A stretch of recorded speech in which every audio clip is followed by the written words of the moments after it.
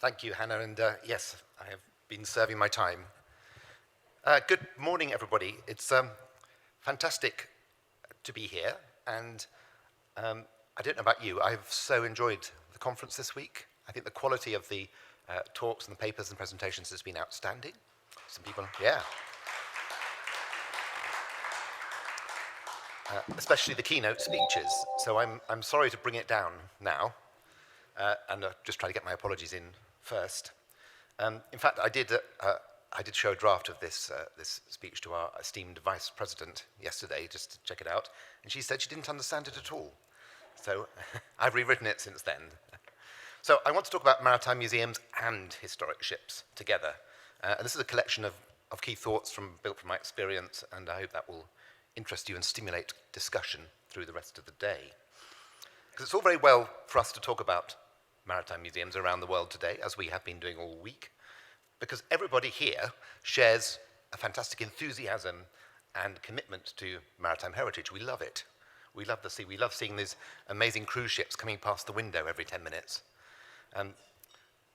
But when we have to explain that enthusiasm to our visitors of all kinds, a new visitor, do we really know or understand what we mean by a maritime museum?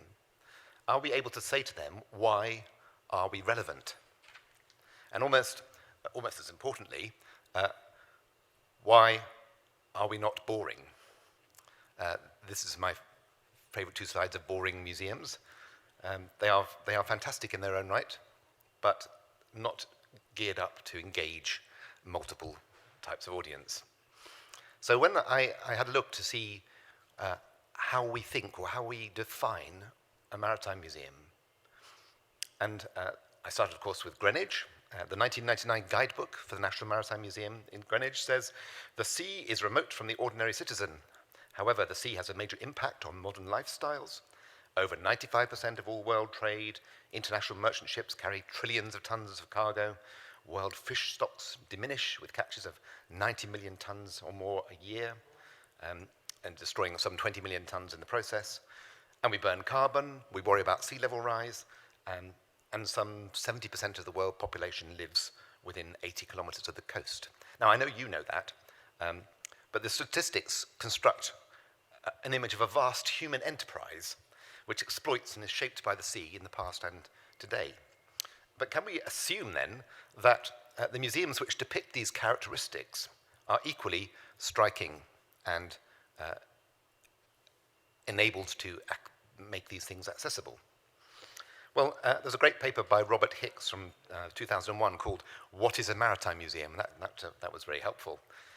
He tellingly points out that ICMM has never spent much time trying to define or pin down what a maritime museum actually is. There's probably good reasons for that, mostly in the bar. But there have been a few attempts. Wikipedia, of course, the first port of call for all research, says, "A maritime museum is a museum that specializes in the display of objects relating to ships and travel on large bodies of water. A subcategory of maritime museums are naval museums, which focus on navies and the military use of the sea." Oh, that really is dull, isn't it? And pretty self-evident, limited, and not actually very helpful. I hear you say, well, I can't actually hear you say, but I'm sure you're saying, actually, it's all about the people rather than the things. It's the people's stories. Who are these people? Can you tell exactly what their character is like from these images? What their needs are? I'm sure you recognize some of them. Do you really know them well? Why, then, is what we want to show to them important to them? And equally, we've heard this week Peter Neal, of course, reminding us that being historians is not good enough. Aquaria. Hands up who's got an aquarium? Yes, quite. Nobody putting their hand up. Yes, of course. But Laura, your aquarium in Liverpool is not actually in the Maritime Museum yet. You're going to move it? Who would like to have an aquarium in their Maritime Museum? Aha, a few people. You're all mad. In my first job, I had an aquarium, and it was filled by the fishermen each morning, and I spent the evening with a gaff with a big fish hook, hooking out the dead and rotting fish that had died. I learned a lot. So in the 1984 meeting of ICMM, Geraint Jenkins said, "The aim must be to give posterity a systematic insight into man's encounter with the sea. And as in all museums collecting, the preservation and presentation of material objects alone is not enough. It is necessary to give those objects some reality by discovering the economic background, social organization, and cultural context of those objects." Of course. And the former director of Greenwich, Basil Greenhill, of good memory in ICMM, said by the end of his time at the museum's mission was to explore the impact made by the sea on the social, industrial, scientific, artistic, political, and technical aspects of human life. Well, that sounds more like it, I think. And in 1991, Burke struck a special chord by saying, "Maritime museums may succeed over other history museums, yes, in exemplifying social history because they are concerned with virtually every human activity." Now this, I think, is a powerful message. We're beginning to see that a maritime museum can be a place that can be all-encompassing of human culture. The processes and tools and environs of human interactions with the sea throughout history is a grand portrait or picture, perhaps, of the world and who we are in it and how we are all interconnected. This is a serious business for serious museums. But Basil Greenhill again observed that maritime museums slip easily into mythology and romanticism.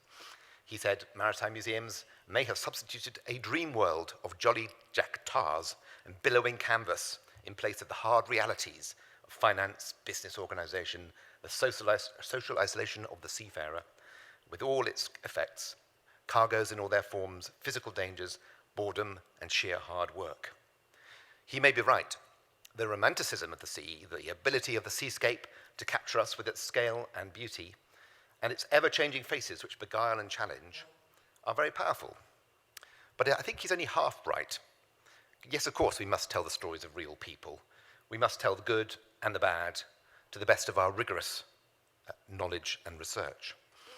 Whether it's national triumph at sea, or the horrors of the international slave trade, whether it's overt nationalism of great ships, or trading around the world, or the hard grind and poverty of fishing communities. In my experience, visitors are far more interested and engaged with the real and with the authentic, however difficult or surprising or gory it may be. But Basil, I think, was also half wrong in that we also must remember very, very strongly we must engage with visitors on their own terms and start from where they are, not where we think they ought to be or how much knowledge we think they ought to have.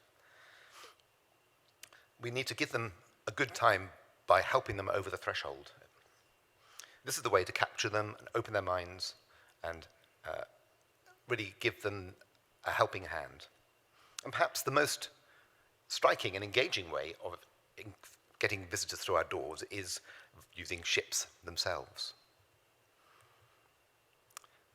Belek at ICMM in 1987 said, "A maritime museum may be defined as a kind of ethnography and history museum characterized by a unique artifact, the ship. The largest moving artifact built by man, a floating microcosm of society which challenges and exploits the sea, but is ultimately controlled by it. The environment simultaneously effacing, mutable, overpowering, menacing, all of the many, many words that we know. These, go back. These are the museum objects that stir the soul and open up the unlimited horizons of the oceans. And many maritime museums around the world have been and are centered on a historic ship. Hands up who has a historic ship?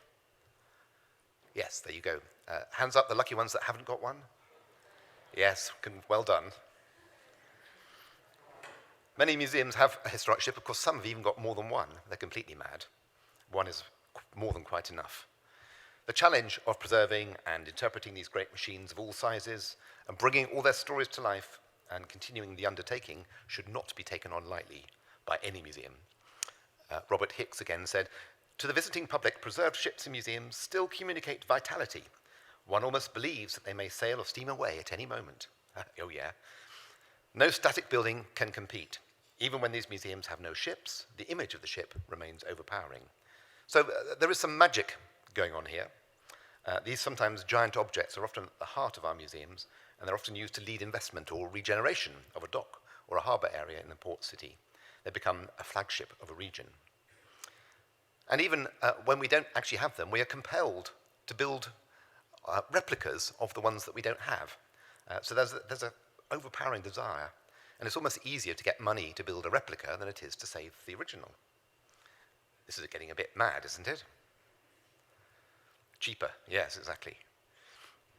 And of course, the long-term sustainability of any such object is notoriously difficult. In the early part of my career, a long time ago in 1994, I came to Boston for an International Ship Preservation Conference. Some of you may have been there. No? Oh dear. And I was greatly struck by a really good paper given by Campbell McMurray, who was then the director of the Royal Naval Museum at Portsmouth, entitled Ship Preservation, A Road to Hell Paved with Good Intentions. And how right he was.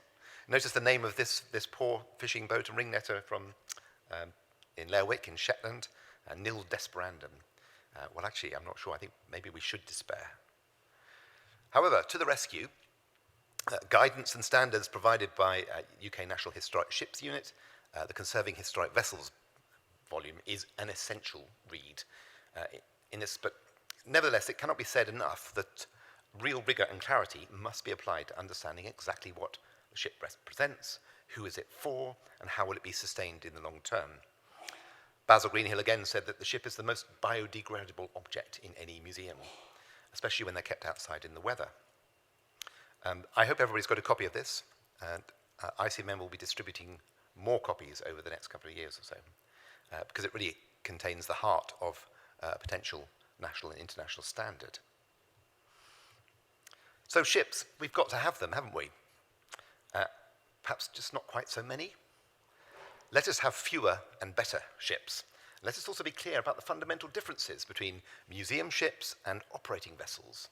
This really this is a real hobby horse of mine. Conserving historic vessels is very useful in helping think carefully about the implications of operating or not operating, or the implications of trying to preserve as opposed to trying to preserve fabric as opposed to trying to preserve skills and intangible heritage, and the incompatibilities between them. Yet I am still completely bemused by our inconsistent and contradictory enthusiasm for restoring and operating vessels on the one hand at great expense and risk, and even more, the huge commitment and resource spent in digging more up out of the mud or raising them from the seabed. So we seem to have this madness that if they can sail, that's good, we can get money and we can put people on board. But if they are underwater or in mud, we can get lots of money. But if they are neither of those things, then they're not sailing again, they don't sparkle with the magic of archaeology, but instead are merely potential museum ships, then we are terrible at looking after them. We restore authentically, which we don't do at all, of course, until there is nothing left, and come up with lame justifications to suit the outcomes we have already decided upon. This slide is of some famous vessels in the Falkland Islands, parts of which are scattered around the world in various attempts to conserve and preserve them. Nil Desperandum, I really do despair sometimes. We compromise all the time. And if it's not a bit of archaeology or sailing, we seem to just don't care.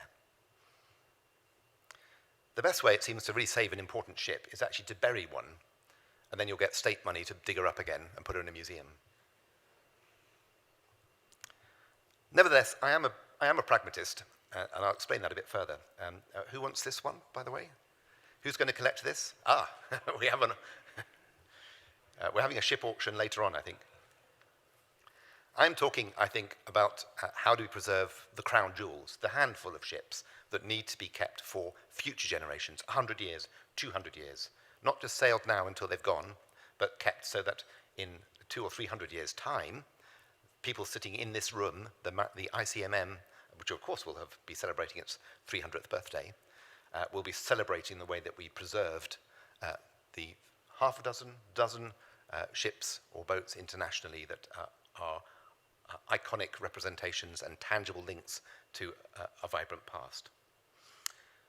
Those vessels are out there, they're actually in every country, and unless we act as maritime museums, then they will not exist at all for such future generations to enjoy. If we keep on messing them around, they will be gone. Let's be more uncompromising. Of course, the sheer effort of looking after any of these ships often hides the bigger picture. Not only when the ship is telling her stories to visitors in many different ways. I put this slide in. On the right-hand half of the slide, our esteemed chairman this morning is trying to jump off, I think. Hannah can't see it, can you? That's you there, yes. But if the primary business of a maritime museum is to depict ships and where they travel, every land reached by ships, their cargoes, the indigenous peoples or their passengers should also get a voice, surely. This is, on the right-hand side, is the first All-England cricket team to play Australia at cricket. They sailed out on the SS Great Britain in 1860, and I'm sorry to say, Richard, Alan, they won every match. I don't know what the secret was, because they had a secret. What was that? Yes. Well, this team played deck quoits all the way out, and that seemed to be the secret that they've now lost.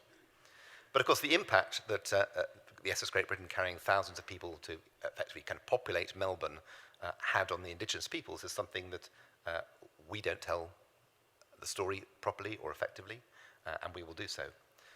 But every ship has a contact with people and needs to embrace that story. Even the biggest of all, the National Maritime Museum in Greenwich, is treated in the UK as something of a second-class museum. Why is that? Compared to the big central London art museums, it's not on the same league. Now, to us in this room, that is bonkers. The world's first public museum, the Ashmolean, was opened in Oxford in 1683. Yet it was not really until the early 20th century that maritime museums started to grow in numbers. And even then, they were often the guardians of military archives and nationalistic memorabilia. I could go on, and I sometimes do, about the hegemony and dominance of the art museums in public perceptions of cultural institutions. And I'm sure everyone here recognizes that.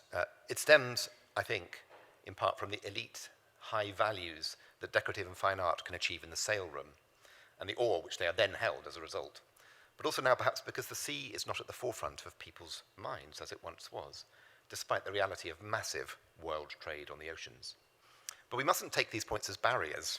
Rather, in this day and age, it seems timely to shape our maritime museums very much as part of a contemporary need and rebuild them at the centre of international culture. For we have seen how they can embrace the whole of human history, the whole of human culture. Everything is maritime. I love preaching to the choir here. Everything is maritime. We saw, of course, how the impact that the Ever Given had upon world consciousness of trade routes when she blocked the Suez Canal for all that time.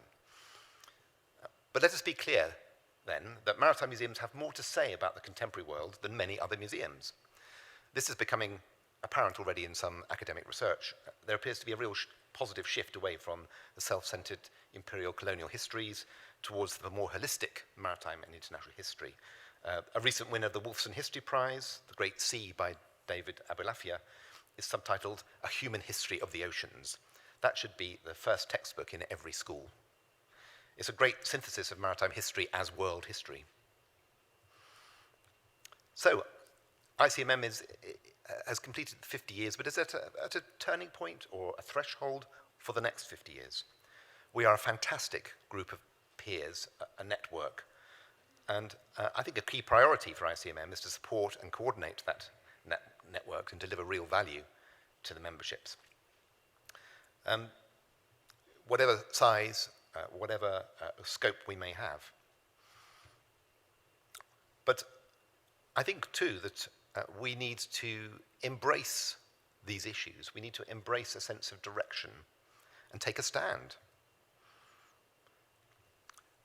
Maritime museums surely should be at the heart of the three great challenges of our age, which we all share: migration, climate change, and international relations.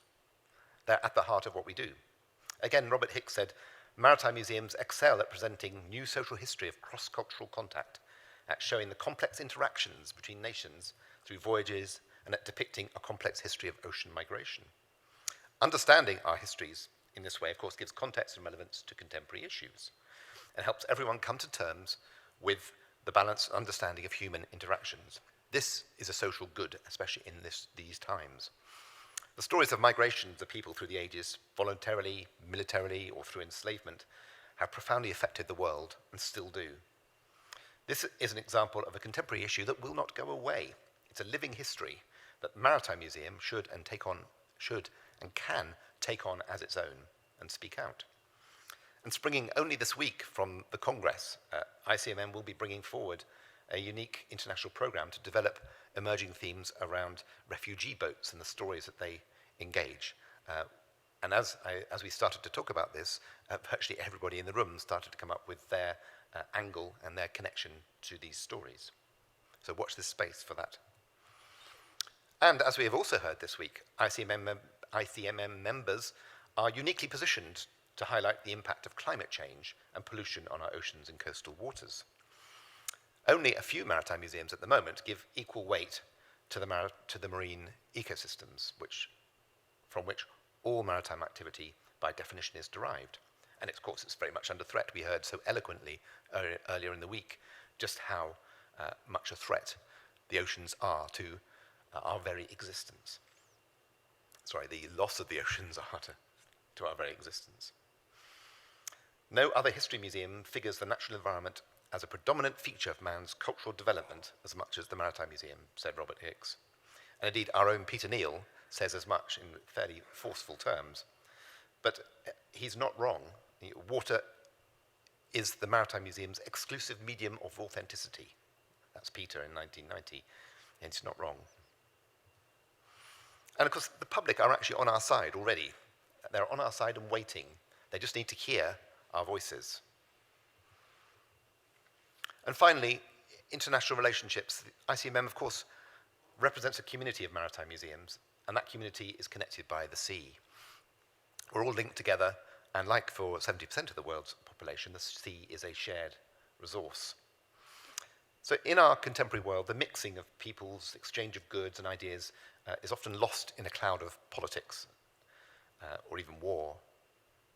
Basil Greenhill, again, at the National Maritime Museum in the 1970s, another time of great upheaval, said that the museum transformed itself from an essentially military history museum to a world museum. And I quote, "The museum took little or no account of national boundaries in dealing with the influence so international in its scope." ICMM too is committed, and I think this is right, to developing and growing our network across the world, meeting up with peers from around every nation. And as, of course, Revel Carr said to us so eloquently on Monday morning, we are a therapy group, after all, much needed in these times, but we are also an enthusiastic revivalist group with an important message to carry. That really does apply, and it's very, very relevant. As maritime museums, we can and do embrace the international and reach across the seas to each other. I would certainly like to see ICMM encourage more interaction between members, but also surely now is the time when we can start to unite on those particular issues that we all equally share. We can start to speak with one voice. So maybe this is a bit of a call to arms. And as a provocation towards that, we could agree that all national maritime museums could now be renamed as international maritime museums. Is that all right? Is that all right, Paddy? Great, thank you. There's one. I'll pick up the others later. So here we all are, sailing across the world. I'd like to see how ICMM can bring us together to find those elements through which we can speak with one voice, and perhaps a moment where there may be simple messages that we can enable to be carried inside every museum across our network at the same time. The collective power must be greater than the sum of its parts. That seems to me very exciting, and I hope you might think so too. So thank you very much indeed for listening to me this morning. and I'm really looking forward to the rest of our conversations today. Thank you.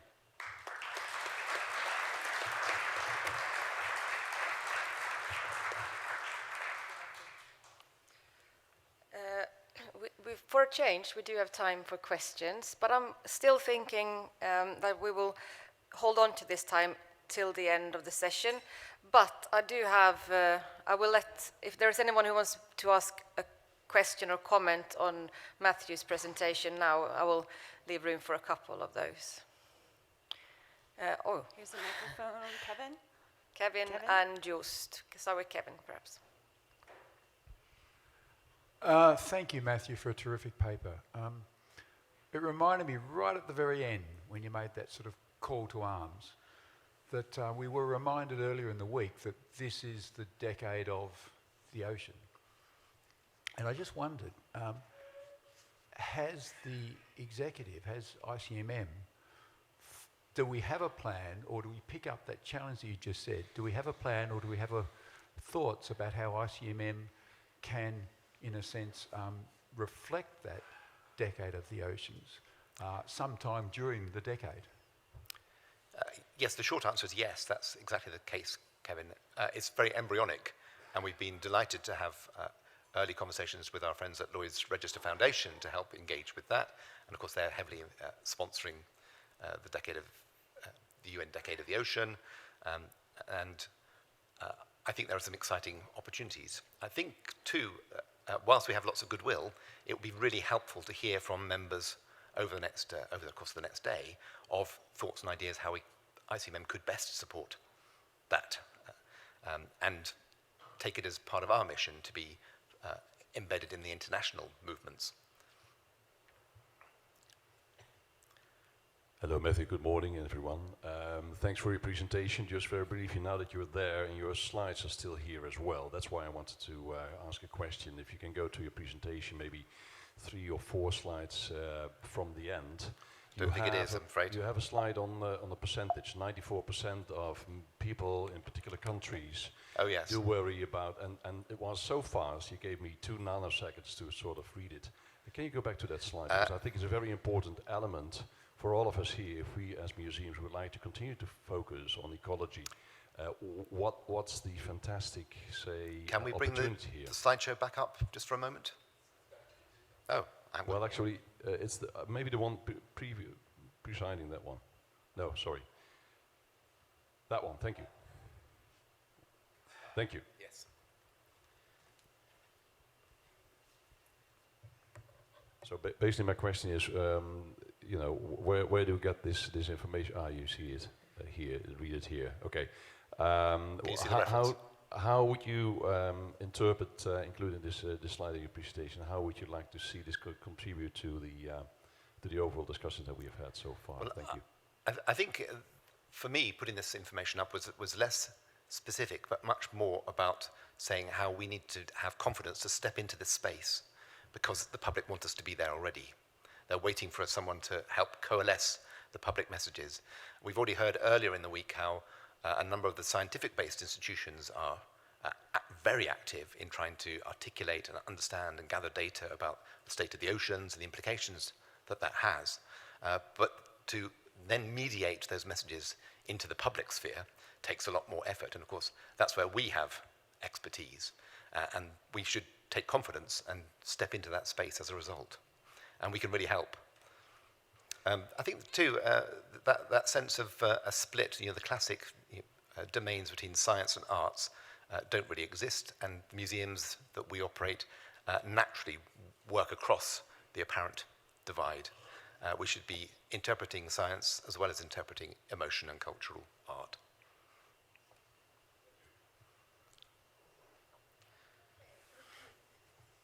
Okay.